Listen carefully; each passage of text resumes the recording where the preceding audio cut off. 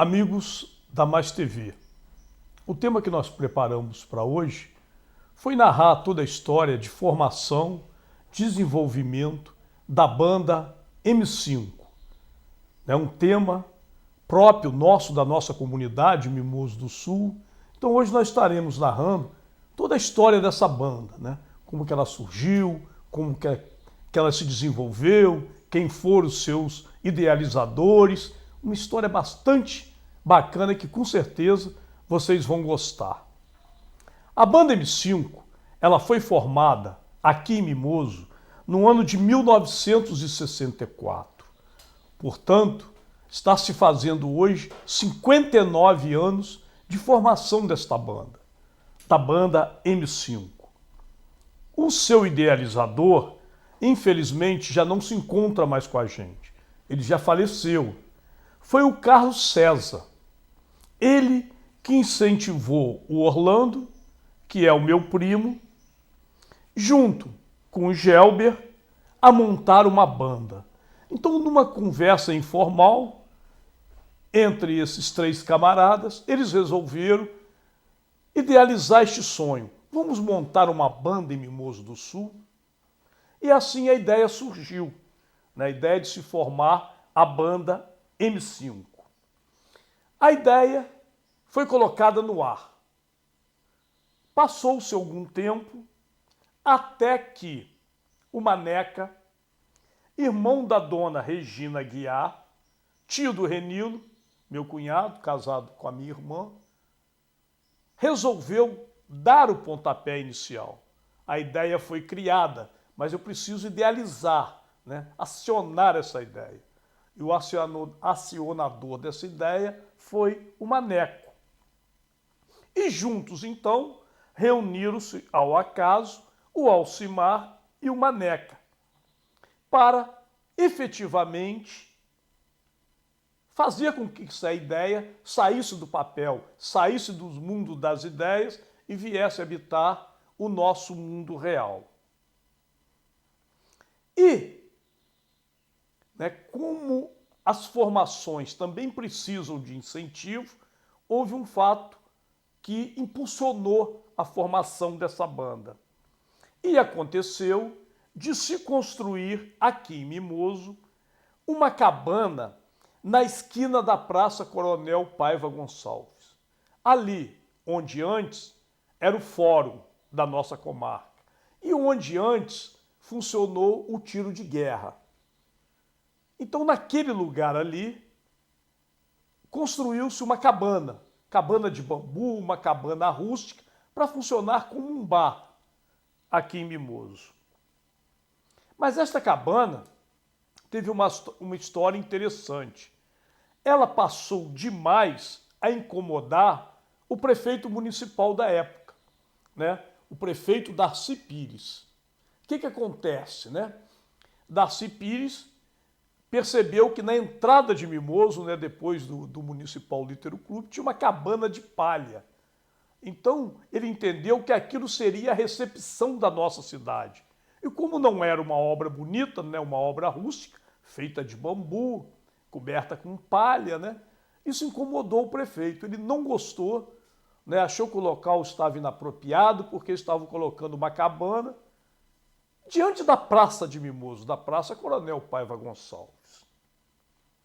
E até dizia, as más línguas de Mimoso, que o Bacalhau fora lá na mesa com canivete e escreveu diversos palavrões nas mesas de madeira. Bacalhau será um dos nossos entrevistados, Futuramente eu já o convidei, ele vai participar aqui com a gente de uma entrevista comigo, E eu vou perguntar isso para ele, se isso é uma verdade, se ele ratifica essa informação que nós estamos divulgando hoje para vocês. Então, a notícia, a fofoca que chegou, foi que o Bacalhau pegou um canivete e escrevera palavrões nas mesas. Então, o que já estava incômodo para o prefeito, incomodou ainda mais. Mas não podemos tirar a criatividade dessas pessoas, Os idealizadores da banda, então, foram três. O Carlos César, o Orlando, meu primo, e o Maneca, que é radialista, né? Eles incentivaram o Gelber, esses três, incentivaram o Gelber a montar uma banda. E assim que surgiu a ideia de formação desse tema que nós estamos divulgando hoje, né, através da Mais TV, que é contando toda a história de formação da banda M5. E eles estavam todos ainda engateando nos primeiros acordes, né? Não existia aqui um ótimo tocador de violão, não existiam, todo mundo engateando, todo mundo ainda amador, né? Não tinha um partido para o ramo profissional de banda. Então tudo um aprendizagem, tudo um começo, né? Até que houve um contato com o José Joaquim. José Joaquim, gente, é filho do Reno Cisne. Lembra do Reno? Tinha uma fotografia ali, perto da gráfica do Manel Florindo. Então, um filho dele, né, filho do Reno Cisne, o José Joaquim, foi convidado, né, a participar dessa banda. Por quê? Chegou uma notícia que o José Joaquim ele tocava muito bem. E a gente estava precisando de quem tocasse bem, né? Iniciar uma banda, eu precisava desses pontapés iniciais. Então vejam vocês, para que uma ideia floresça, né, várias coincidências, vários fatos vão se somando e agregando para juntos formar a história. Ele, estou falando do José Joaquim, o filho do Reno Cisne, ele era um excelente guitarrista. E foi ele que começou, então, a iniciar os meninos, né, que na época eles apenas arranhavam o instrumento, né? A dificuldade, né, de se encontrar um maestro, a dificuldade de se encontrar as partituras, a dificuldade daquele tempo de formar uma banda eram enormes, né? Bem diferente do mundo atual de hoje. Mas esse sonho que existia e que existiu, né, de se criar uma banda, isso vai se tornar plausível. Né? Isso vai acontecer no nosso município. E nesta época, da onde que vinha a inspiração, né? Todo mundo se inspira em alguém para se criar alguma coisa. E a inspiração deles, né, da banda M5, era a banda Beatles, né? Nos anos 60, né, gente, Beatles fez aquela explosão de rock da música internacional. Isso chegou ao Brasil, né, e nossos meninos, o auge da musicalidade internacional era a banda Beatles. E foi a banda Beatles, né, que inspirou esses meninos, né, esses 5, a engatearem para a formação de uma banda. Né, lembra Beatles, né, com John Lennon na guitarra rítmica e vocal, George Harrison, né, na guitarra solo e também no vocal, Paul McCartney no baixo e também no vocal, e por último o Ringo Starr na bateria e também no vocal. Então esses 4 meninos de Liverpool foi que iniciaram a inspiração para a gente montar uma banda em Mimoso, para esses novos meninos, iniciantes na arte de tocar instrumento, né, formarem realmente uma banda. E a coisa deu certo. Os 5 meninos se reuniram, formaram uma banda e marcaram a sua estreia. A estreia foi em Guarapari. Foi o primeiro contrato que a banda M5 conseguiu fazer fora de Mimoso. Era a primeira experiência de viagem. Era o primeiro show.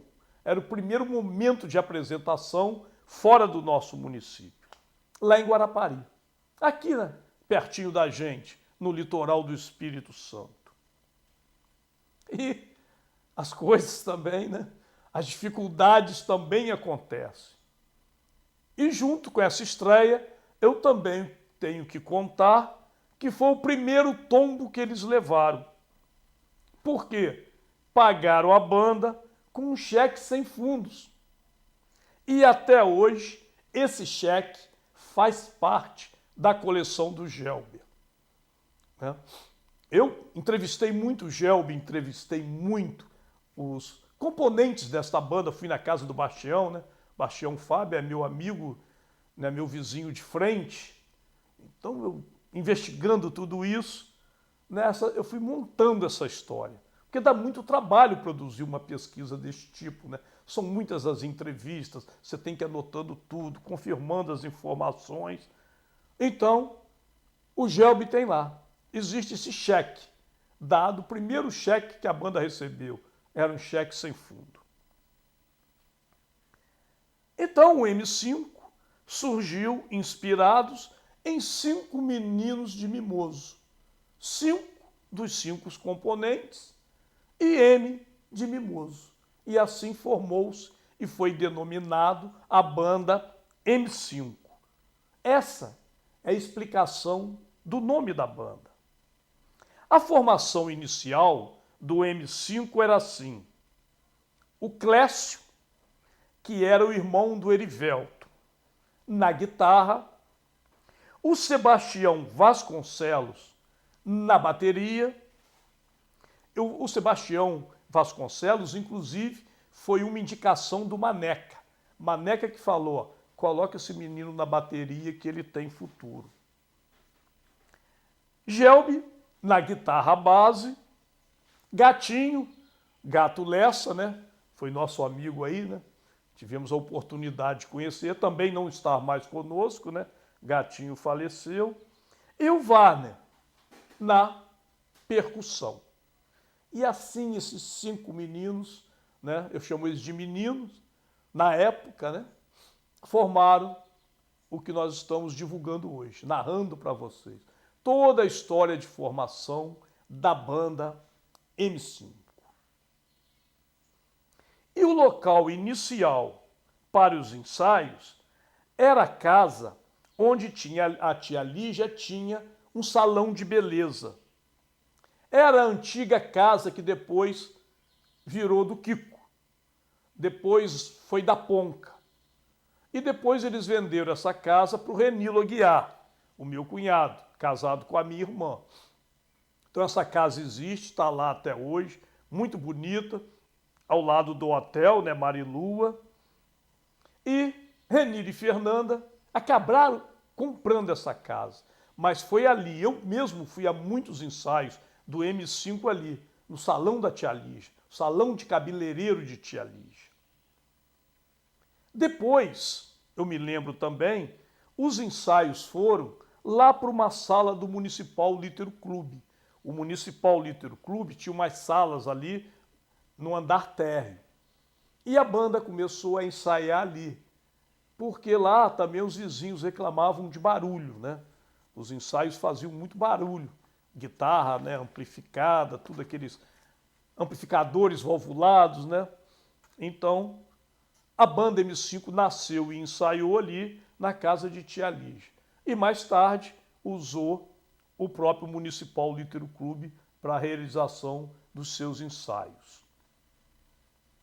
E vocês se lembram, em 1967 foi que construiu a cabana, né? Essa cabana, construída ali no local do fórum, é que deu muito apoio à banda, porque ali acontecia, né, as primeiras apresentações, né? Era tudo nascendo ali.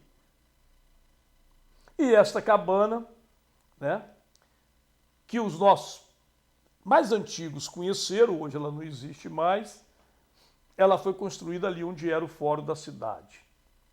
Naquele espaço mesmo, onde funcionava o tiro de guerra, que era ali na esquina da Praça Coronel Paiva Gonçalves. E na estreia, né, quem tocou nessa cabana, estreando a cabana, foi a banda Avanço, da cidade vizinha de Muqui. Neste instante, nós estamos encerrando o nosso primeiro bloco, né? E continuaremos toda essa saga daqui a pouco no segundo bloco.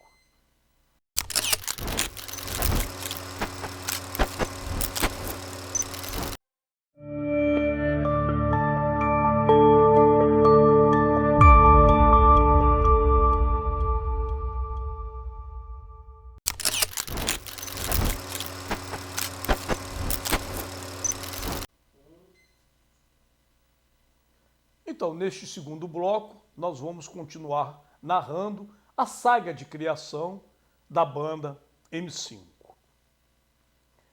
Então, vocês observaram que em 1967 foi construída a cabana. E no dia 16 de julho de 1969, eles foram, então, na loja do Tarso Lugon comprar um órgão. Porque é assim que nasce uma banda, né? No início você não tem aquele dinheiro para montar toda aquela aparelhagem. Então, à medida que eles foram tocando e arrecadando algum dinheiro, né, recebendo alguns incentivos, né, empolgando a galera, eles foram então um dia nessa determinada loja, a loja do Tarso Lugon, e comprar um órgão. Esse era o objetivo. Vamos comprar um órgão para a gente melhorar, né? Você lembra que eles estão inspirados nas bandas Beatles e vai ouvindo, vai assistindo, né, a divulgação da banda inspiradora, os sonhos dele. Então, foi concretizado, comprar um órgão. E foi nesta loja que eles conheceram o Elias Fulião. O Elias Fulião, gente, é um cara importante. Ele toca na banda do Roberto Carlos. Então eles, por sorte, tiveram contato com esse camarada, Elias Fulião. Você vê que as coisas vão coincidindo para as coisas se somarem e darem certo. Tá? Então esse camarada vai ajudar a banda M5. Elias Macedo, popularmente conhecido como Elias Fulião, né? A gente fala muitos apelidos, porque no nosso tempo predominam os apelidos, tá? Ele fazia parte também da banda Avanço. E foi essa banda Avanço, como eu disse aqui, que inaugurou aquela cabana da Praça Coronel Paiva Gonçalves, que o nosso prefeito Darcy Pires não agradou, tá? E que o Bacalhau escreveu os palavrões com canivete na mesa de madeira. E mais tarde, essa ideia de cabana vai pegar em Mimoso, né? O Brunzinho também construiu outra cabana. Se vocês se lembrarem, tinha uma cabana também lá onde era a rodoviária. Se vocês se lembrarem, tinha a cabana do Jasson, que era ali onde é o Bar da Maria, né, na entrada daquele, onde é feita a festa, onde está aquele muro hoje, a obra do Peter. Ali também tinha uma cabana. Então Mimoso viveu essa época das cabanas. Inclusive no Bar do Jarbas também tivera outra cabana. Né? São essas modas, né? Década de 60, década de 70. E, na época, né, o cluber da banda era o Alcimar. O que é o cluber da banda? O cluber é aquela pessoa que sai viajando e arranjando os contratos para a banda tocar. Então o Alcimar ia a Guaçuí, ia a Alegre, ia a Muqui, procurando um clube que quisesse contratar a banda para ela brilhantar as festas das cidades. E o Alcimar ia viajando e oferecendo a banda, né, para tocar nos eventos festivos. Era o vendedor de contrato, né? Era o Alcimar. Inclusive, até o João da Madalena, né, ele dava uma palhinha nesta banda. João da Madalena morou aqui pertinho, né? Morava debaixo da casa que eu morei. Eu morei ali onde era a casa do Klinger, quando era a tipografia do João de Deus, aqui na rua Presidente Vargas. E o João da Madalena morava ali embaixo. E ele também se meteu a cantor, né? ele cantava a música do Roberto Carlos intitulada Agora Eu Sei. Uma gravação do Roberto Carlos de 1972. Em 1972, o Sebastião Faber, agora que mora lá em São Pedro, ele entrou para a banda tocando esse teclado. Lembra da compra do teclado? Pois é, comprou-se um teclado, mas ainda não tinha um tecladista profissional na banda. Então, em 1972, o Sebastião Faber, meu vizinho lá de frente, passou a compor a banda M5. E se vocês se lembrarem também, o Zé II também fazia parte da banda. Inclusive o Bastião Faber me confessou que o Zé II tinha um ouvido maravilhoso. Passava a música, o Zé II já tirava parte da guitarra e a parte do contrabaixo com uma facilidade danada. Bastião Faber falou, Dodô, lá o cara que tinha um ouvido melhor entre a gente era o Zé II. O Zé II era formidável em captar os detalhes da música, os detalhes da guitarra, os detalhes do contrabaixo. E nessa época também, eu estou falando de coisa antiga, mas muita gente conheceu, o João Brink. Ele morava na casa do tio Linco. E outra informação, o Canto Cunha comprou um gravador Philips. Isso foi um avanço, porque agora a gente podia gravar os sons, Não era comum nessa época os gravadores de som. É quando começa a surgir. E começa na mão dessas pessoas mais ricas, Essas pessoas que se destacam, porque era um objeto caro. Imagine naquela época você possuir um gravador Philips. E a filha do Lilim do Assad foi inclusive a musa inspiradora da primeira música composta por Gelbi. Que eu fiz essa pergunta para o Gelbi. Gelbi, vocês compuseram alguma música? O Gelbi, eu compus uma música, Dudu. Aí, tá, e que essa música fala? Ele foi me mostrou a letra.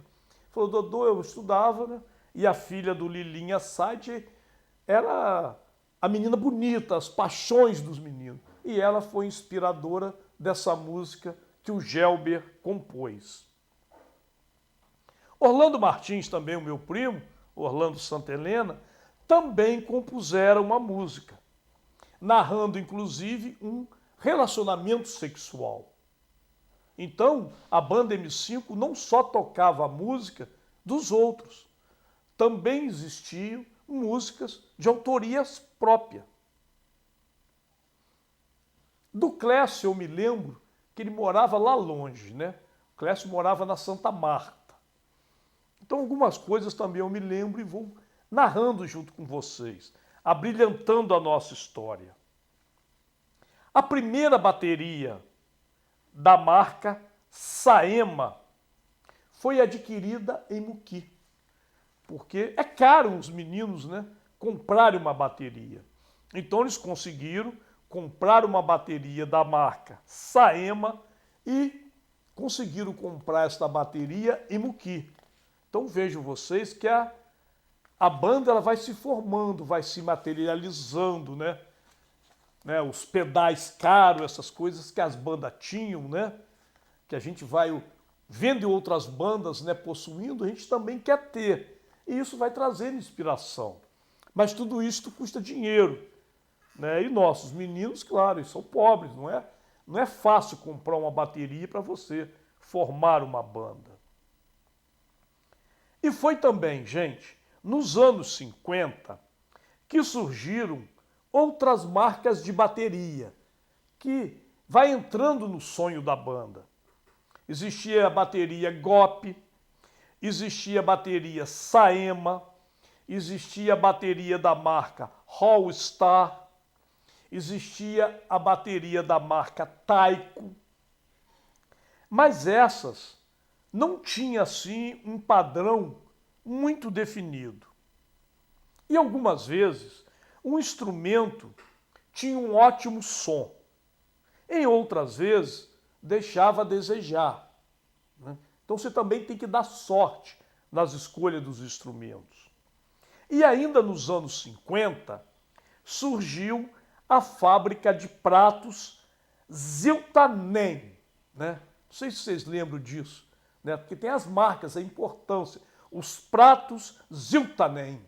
Nossa, aqueles pratos famosos, toda a banda queria, né? Finalizar a música com um prato. Você vê hoje as baterias, né? Grandonas do pessoal rico, são vários pratos. Aqui não, a gente queria um prato, né? E um prato que fez muito sucesso entre os anos 60 e 70 foi os pratos da marca Ziltanen. E, gente, o mais interessante, a cada compra, a cada aquisição de um novo material da banda, um microfone, né? Porque uma banda não pode usar microfone qualquer. Existem marcas de microfones boas, existem marcas de microfones ruins. Então, cada aquisição de um instrumento desse era comemorado com uma festa.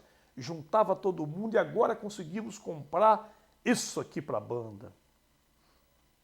E foi dessa forma que eles adquiriram um contrabaixo. Esse contrabaixo tem até uma história interessante.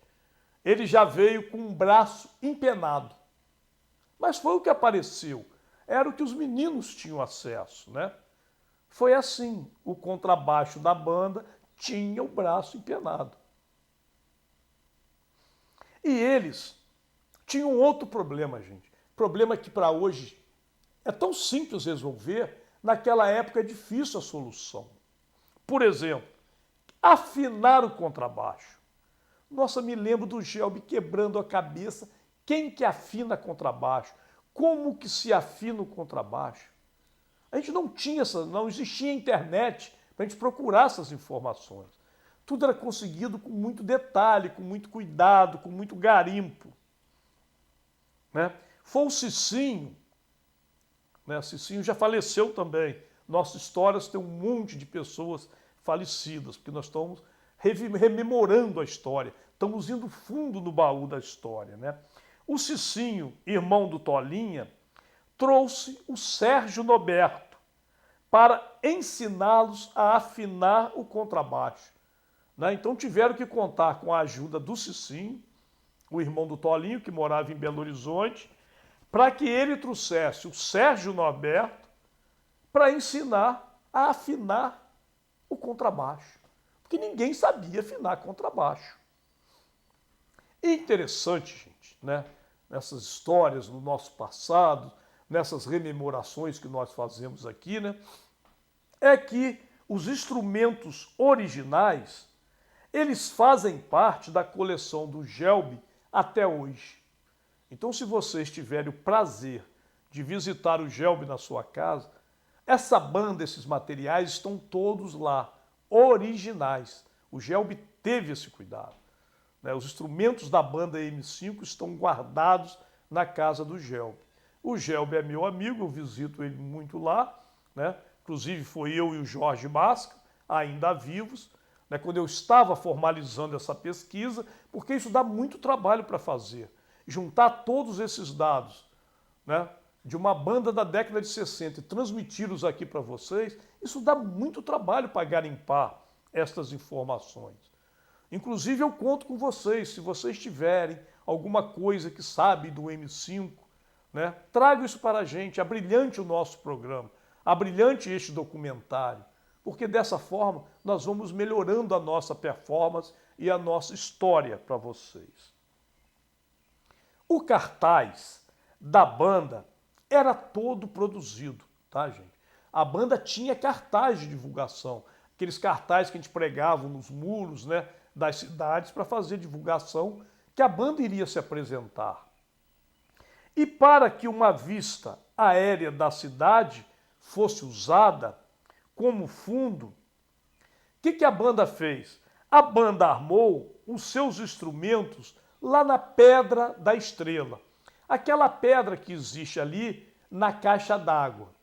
Mas essa parte interessante eu vou deixar para eu narrar no nosso próximo bloco, né? Porque neste instante nós estamos encerrando o nosso segundo bloco e nós vamos ter que ir para os comerciais. Portanto, aguente aí um pouquinho, não saia daí não, que nós já estamos voltando para continuar o nosso terceiro bloco de gravação, onde nós continuaremos a narrar, a contar toda essa beleza que foi a criação da banda M5 em Mimoso do Sul.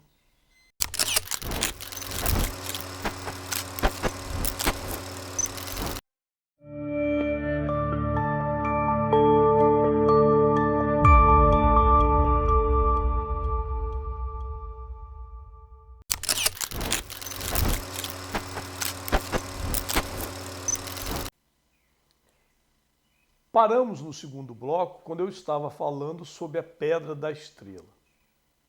Então, para fazer o cartaz da banda, olha só que dificuldade. Os meninos foram lá para aquela pedra da caixa d'água, denominada Pedra da Estrela, né, porque lá tinha um desenho de um Cruzeiro do Sul, estampado na pedra, era um desenho em forma de estrela cravado na pedra, e eles montaram toda a banda lá em cima dessa pedra para tirar uma fotografia, tendo como fundo a cidade de Mimoso. Então vejam vocês a dificuldade, né? Tudo isso tem que ser montado de modo realístico, né? Porque as fotografias não permitiam tanta edição, né, com essa tecnologia que nós temos hoje. Então montou-se toda a banda lá na Pedra das Estrelas para que o fotógrafo se posicionasse tendo Mimoso ao fundo, para fazer uma foto bonita por cartaz principal da banda. Então, essa rocha, né, essa pedra, essa formação, está lá no Morro da Caixa d'Água. E a gente que era menino, a gente ia muito nessa pedra. E realmente lá tinha um monumento em forma de estrela, que eu não sei identificar o sentido daquilo, mas existia e nós colocamos o nome daquilo como Pedra da Estrela. E chamava-se assim porque existia essa escultura em forma de estrela que era colocada sobre a pedra. E de lá conseguia-se uma vista muito bonita, uma vista aérea de Mimoso do Sul. Uma vez que a caixa d'água fica no alto. E no tempo não existia ainda o Cristo Redentor. Ele não tinha esse acesso. Então como é que eu ia montar, né, uma banda lá em cima no Cristo para também ter outra vista bonita da cidade? Então foi escolhido a Pedra da Estrela. E existe esta foto, tá, gente? Ela foi produzida no ano de 1972, tendo ao fundo a praça da cidade. E no primeiro plano, a fotografia da banda realmente tocando lá em cima. Então houve a apresentação verdadeira, né? A banda estava tocando no momento que o fotógrafo fez a vista panorâmica. Então foi um cartaz muito bonito. Deu trabalho para montar, né? E eu falo tudo isso para vocês verem a dificuldade, né, que os meninos viviam para produzir uma banda, já que sofria inspiração da banda Beatles, né? E nessa época não existia ainda a possibilidade de montagem de fotografias, né? Tudo era real, né? Não existia Photoshop, tecnologia apuradas para eu manipular a imagem, né? Tudo era feito em tempo real, ao vivo. Mas, e a primeira guitarra? Então vamos contar agora como que a banda conseguiu comprar, adquirir a sua primeira guitarra, porque era um instrumento caro, necessita de amplificadores, tá? E naquele tempo a coisa não era fácil assim. Mas, e como adquirir uma guitarra se todos eram meninos pobres, né? Não tinha ninguém na banda rico para poder comprar uma guitarra, né? É aí que entra o meu primo Orlando. Orlando, ele ganhou de presente de tio Linco uma linda guitarra. Então, foi através dessa doação de tio Linco para o Orlando, é que a banda teve contato com a primeira guitarra da banda. Então, doada para a banda, emprestada, oportunizada pelo Dr. Lincoln, pelo meu primo Orlando. E para os meninos da época, era uma descoberta assim fantástica, né? Poder tocar com guitarra. Tá? Era um sonho, era uma dificuldade. Ninguém podia imaginar poder tocar numa guitarra elétrica, gente. Não tinha, só sonhava, né? Os preços dos instrumentos, nesta época, eram muito caros. E era uma raridade você encontrar uma guitarra para comprar. Não existiam vendas de guitarra, né? Tá tudo começando, tá tudo muito incipiente. Não era fácil encontrar uma loja que vende guitarra nesta época, né? 72, década de 70. Então, assim, a banda vai crescendo, vai melhorando os seus instrumentos, vão chegando mais aquisições, vão melhorando as amplificações, né? E mais tarde, com o passar do tempo, os meninos conseguem comprar um reverber Alex Turner. Gente, é outra coisa que a banda sonhava, né? Possuir um reverber Alex Turner. Inclusive, quem emprestou o dinheiro para comprar o reverber Alex Turner foi o Renato Rangel. Então vejam vocês como várias pessoas, né, somaram-se a essa ideia, a essa força para se montar uma banda em Mimoso. Então Renato Rangel foi quem se prontificou a emprestar o dinheiro. Você vê como as coisas eram caras, né? O Renato Rangel também já faleceu, não está hoje aqui com a gente. Então você vai vendo como a história, como essa arte, né? É importante a gente divulgar tudo isso aqui para vocês. É muito interessante mesmo a história de formação de uma banda em Mimoso do Sul, um município pobre, né? Que vai se despontar, né, com as outras bandas também que nasceram em Mimoso. Este reverb que nós estamos falando era um aparelho, gente. Olha outra dificuldade. O reverb, ele só funcionava com tensão 220 volts. E todo clube que ia tocar só tinha tensão 110 volts. Então não bastava ter só o reverb, o Alex Turner, né? Era necessário também você possuir um transformador de tensão. É outra coisa cara, é outro instrumento pesado, né? Um transformador desse com seus enrolamentos, ele é uma peça pesada para transportar tudo isso numa Kombi, né? Fazer as viagens. Então, exigia um transformador para funcionar, porque o normal era a gente encontrar as tomadas com a tensão de 110 volts. Um dia, conseguiram adquirir uma guitarra Les Paul, né? Fabricada pela Gibson, gente. Não é uma coisa comum, não é uma coisa simples de se conseguir. É uma ferramenta difícil. Cara, uma guitarra Les Paul fabricada pela Gibson.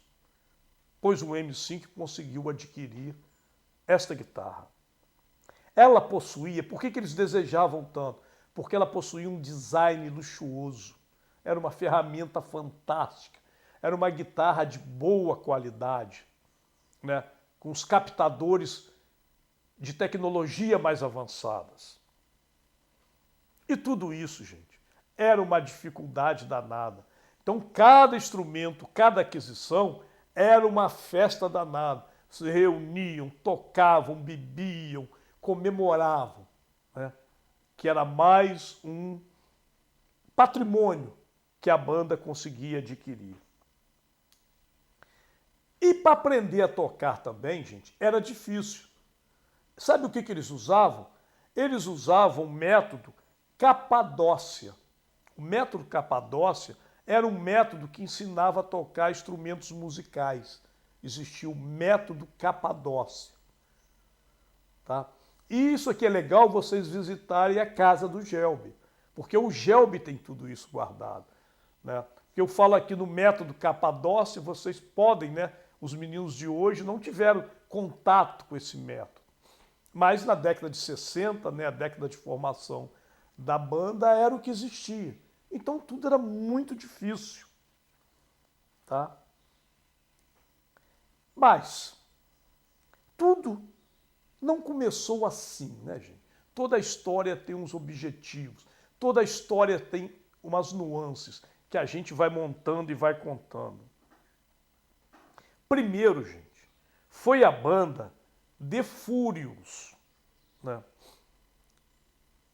Então acontece coisas anteriores que vão se sucedendo. Então tudo começou antes do M5 com a banda The Furious. Eu só sei que o Bacalhau adorava esse nome. Vou perguntar para ele também na minha entrevista. Por que você gostava desse nome? The Furious. Esta banda, ela só sobreviveu por pouco tempo. Ela sobreviveu de junho de 1967 até setembro de 1967. E foi essa banda que vai puxar a banda M5, a banda The Furious. Então, gente, foram apenas 3 meses de existência. E nesta época, a banda não tinha quem tocasse contrabaixo.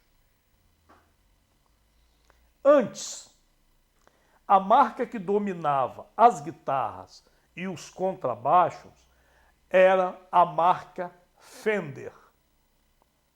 Elas eram famosas porque as guitarras, os contrabaixos Fender, eles possuíam tensores para as cordas. Então, era uma coisa a mais, que agregava valor, que melhorava a captação do som, né? E os outros contrabaixos ainda não tinham esses tensores, essas regulagens de tensão na corda. E outras pessoas também tocaram nesta banda. Igual eu já disse, João da Madalena tocava pandeiro, o Paulinho, filho do Darcy Pires, já tocou contrabaixo nesta banda. E como novidade, gente, quem ensinou o Gelber a tocar contrabaixo foi o Duquinha, né? Duquinha foi nosso amigo, eu já toquei com o Duquinha, né?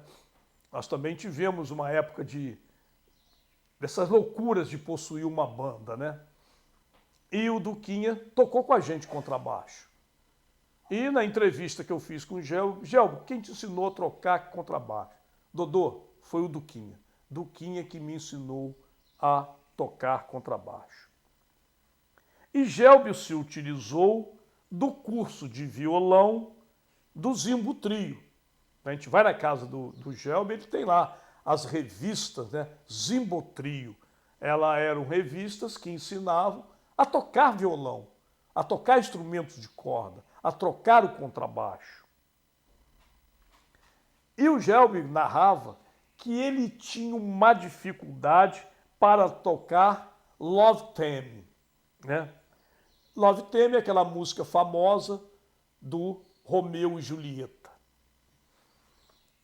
Então a gente vai montando toda essa história, narrando para vocês essas nuances, né? Como tudo aconteceu, como é que foi toda a história da banda M5. E no ano de 1966, acontece que o Gelber vai para o Rio de Janeiro servir o exército. Nós também tínhamos esse problema. O menino chegava a uma determinada ideia, era obrigatório servir o exército. Então, é uma interrupção. O Gelber teve que ir para o Rio de Janeiro servir o exército. Mas tudo isso eu vou contar para vocês no quarto bloco, tá?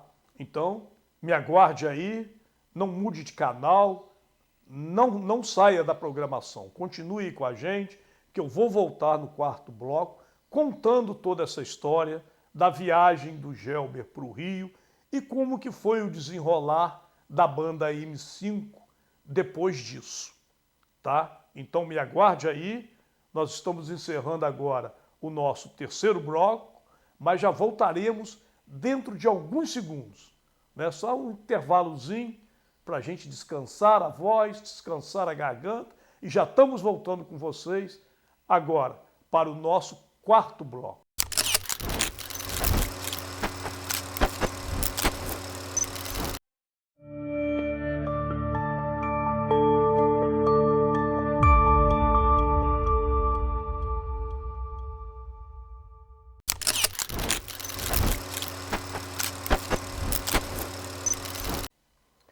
Estávamos falando que o Gelbi, no ano de 1966, ele vai para o Rio de Janeiro servir o Exército.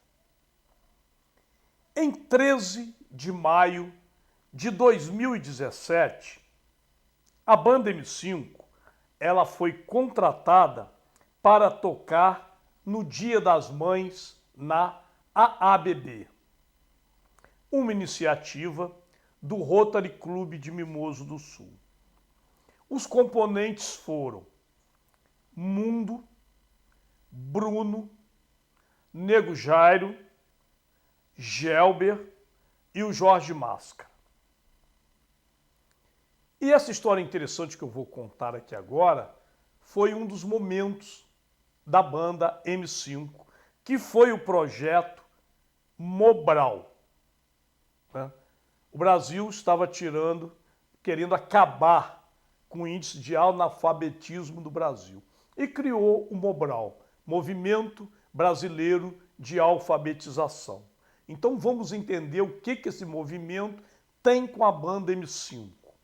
O Movimento Brasileiro de Alfabetização ele foi criado em 1970 pelo governo federal com o objetivo de erradicar o analfabetismo do Brasil em apenas 10 anos. Era o prazo que o Mobral tinha. E o Mobral ele foi extinto em 1985. Mas por que eu estou falando do Mobral aqui? Porque essa sigla, o Mobral, resolveu investir em eventos culturais. E foi o Mobral, denominado um ramo do Mobral chamado Mobral Som, né? Que nós colocamos o apelido de Mobral Teca. O M5 foi a banda escolhida para tocar neste evento.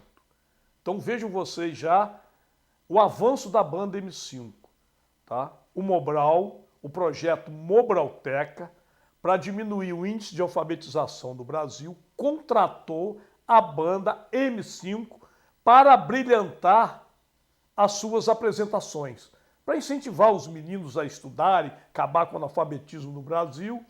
O Mobral criou esse movimento cultural. E a banda M5 deu essa sorte, foi a contratada para brilhantar esse evento que tinha nível nacional, gente. Então, a Mobralteca, que virou Mobral Som, era, na verdade, o que ele era? Era um caminhão itinerante que servia de propaganda, chamando os meninos para cursarem Mobral. Então, para eu criar uma atratividade, eu colocava uma banda para tocar. E ali eu chamava os alunos, contava a história do Brasil, do Mobral, e tudo abrilhantado pelo M5. Então, uma oportunidade assim tremenda para a banda. Ela vai ganhando notoriedade nacional. E era esse caminhão itinerante era tipo um trio elétrico. Então nós não estávamos acostumados com isso, né? O trio elétrico é uma invenção da Bahia. E nessa década, nessas épocas que nós estamos narrando, nós nunca tínhamos visto, já tínhamos ouvido falar no trio elétrico, Dodô e Osmar, mas a gente não tinha vivenciado isso. E esse projeto era exatamente isso. Era trazer um trio elétrico onde botava uma banda para tocar em cima e divulgava. Fazia propaganda, botando os alunos para estudar, que o Brasil queria acabar com o analfabetismo em 10 anos. Inclusive, para quem conheceu, fora Cileda Persiano, a esposa do Beto Persiano, né? Quem promoveu este evento? Ela foi contratada pelo Mobral para fazer essa divulgação do Mobral aqui no nosso estado. Então, uma pessoa de Mimoso. Aí resolveu contratar uma banda de Mimoso. E ela foi contratada para ser a administradora do Mobral aqui de Mimoso, quando a Mobralteca, a Mobral Som, passou pelo município de Mimoso. Eles percorreram os estados do Espírito Santo, né? As cidades principais do estado do Espírito Santo. E quando, da vinda desse caminhão itinerante, que era, na verdade, um trio elétrico, ela era quem organizava os eventos, estou falando da Cileda Persiano, através de um investimento do governo federal. Então, foi da Cileda a ideia de contratar a banda M5 para tocar, uma vez que ela era a administradora do projeto Mobralteca, que depois virou Mobral Som. Nesta época, gente, encontrar um luthier é uma raridade, tá? O que é um luthier? É aquela pessoa que conserta instrumentos musicais. Nós chamamos de luthier, é uma palavra em francês, né? Que é o profissional que conserta instrumento. E isso era uma dificuldade danada. E lembram vocês que eu falei aqui que o contrabaixo da banda tinha o braço empenado, né? E como eu disse, né, contei a história desse contrabaixo, eles foram atrás de um luthier para consertar este contrabaixo, que foi o luthier Márcio Zaganin. Esse camarada é lá de São Paulo. Eles saíram de Mimoso, foram atrás desse camarada lá em São Paulo para ver se ele dava jeito no contrabaixo. E o contrabaixo era da marca Tajima. Existiam outras marcas de contrabaixo. Existiam a Gibson, né? Existia também as guitarras Fender, a guitarra Ibanez, a Yamaha, a Fernandes, a Varick, existe a Martins, a Jackson, a Epiphone e muitas outras. Mas o nosso era da marca Tajima. O contrabaixo, o danado do contrabaixo de braço empenado. Quando o Mário Pinotti foi o inspetor sanitário rural do Departamento Nacional de Saúde Pública, e depois nós demos a sorte que ele foi ministro da Saúde nos governos de Getúlio Vargas. Getúlio Vargas governou 1950 a 1954, a segunda, governança de Getúlio Vargas. E de Juscelino Kubitschek. Juscelino Kubitschek foi de 55 até 60. Esse camarada foi o diretor do Departamento Nacional de Endemias Rurais. Mas por que eu estou falando isso? Agora vem a explicação. Estou falando isso porque o seu Enes, o pai do Gelber, ele foi ao Rio de Janeiro para se encontrar com este ministro. Foi lá para pedir uma verba para ajudar na construção do Hospital Apóstolo Pedro. Então vejam vocês que viagem no tempo, né? Seu Enes sai daqui de Mimoso para ter contato com o ministro lá no Rio de Janeiro para pedir uma verba para usar aqui no Hospital Apóstolo Pedro. Tanto o seu Enes quanto o Jorge Moura, gente, é pai do Jorginho Cabeleireiro. Eles ajudavam muito nesta tarefa de trazer dinheiro para o hospital, né? Buscar donativos, buscar uma arrecadação para o Hospital Apóstolo Pedro. A dificuldade, gente, era tanta que os meninos tiveram que aprender a soldar. Você sabe que cabo de instrumento musical dá muito defeito. E então você tem que fazer de tudo, né? Começa dar aqueles ruídos, os meninos iam, eles mesmos consertavam os cabos. Tiveram tudo que aprender a soldar. Eu estou falando isso porque muitas pessoas contribuíram para a formação da banda. Então cada uma entra com um pedacinho da história que vai produzir, que vai formar a banda M5. Outro que muito contribuiu para ensinar o Gelber a tocar foi o Wilson Oliveira. O Wilson Oliveira é primo do Gatinho. Ele tocava muito, gente, muito, muito, muito, muito. Em Mimoso, né, aqui mesmo, no Municipal Lítero Clube, tocou a banda Johnny Maza. Né? Não sei se vocês se lembram da banda Johnny Maza. Essa banda era a paixão da Rosângela Guassoni, irmã do Giló. Ela descobriu essa banda, né, e trouxe uma banda maravilhosa para brilhantar os nossos bailes, né, os nossos bailes de gala aqui da nossa cidade. E foi a primeira vez que o nosso público conheceu a Luz Negra. Então, foi o Johnny Maza que trouxe, que mostrou, né, que apresentou no Municipal Lítero Clube a danada da Luz Negra. Aquilo encantou, né, os meninos, né, a Luz Negra. Quando o Gatinho, né, Gatinho, o nome dele é Sebastião Geraldo de Oliveira. Quando o Gatinho viu o efeito desta luz, o Gatinho ficou alucinado. Claro que veio na ideia dele, nós temos que comprar uma luz dessa. Rapaz, que luz! Que efeito maravilhoso era a Luz Negra. Gatinho enlouqueceu de vontade de adquirir uma luz dessa. E Gatinho, um dia, viajando para Cachoeiro, ele percebeu e encontrou uma loja, né, que vendia a tão sonhada Luz Negra. E imediatamente, na empolgação, Gatinho comprou uma. Só que usou o dinheiro da banda M5.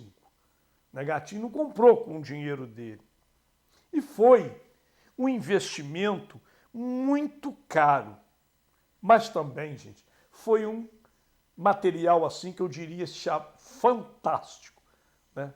Porque era a atração dos bailes do M5 a Luz Negra. A gente não conhecia a Luz Negra. Né? Na verdade, a Luz Negra era nada mais que uma lâmpada que emitia raios ultravioleta. Mas o efeito dele num baile, né, era assim sensacional. E ao refletir sobre superfícies de cores claras, elas refletem a luz violeta, que promove um efeito muito bonito nas roupas das pessoas.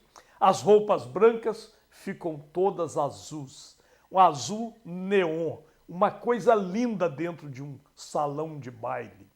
Então todo mundo ficou encantado com a danada da Luz Negra.